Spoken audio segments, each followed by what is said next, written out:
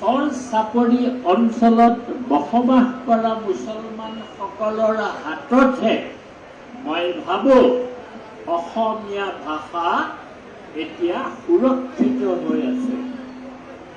কিয় জানেনে?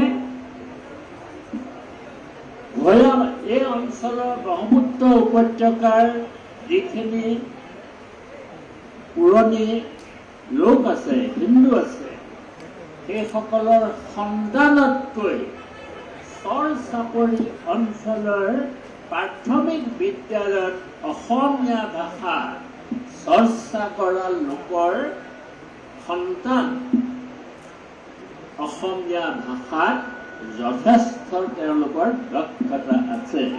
আপুনি যদি এখন হাইস্কুলৰ অসমীয়া মাধ্যমৰ চৰ চাপৰি অঞ্চলৰ এখন হাইস্কুলৰ যদি ছাত্ৰ ছাত্ৰীৰ বহী এখন মেলি চাই সুন্দৰ সুন্দৰ গোট গোট আখৰ আৰু সুন্দৰকৈ ভাষাটো তেওঁলোকে লিখিব পাৰে, কিন্তু অসমীয়া ভাষাভাষীসকলে কওঁতেই হওক বা লিখোঁতেই হওক বাৰমাচি ফুলেৰে লিখে, কিন্তু চৰ চাপৰি অঞ্চলৰ ছাত্ৰ ছাত্ৰীয়ে এটাও বানান ভুল নহয়।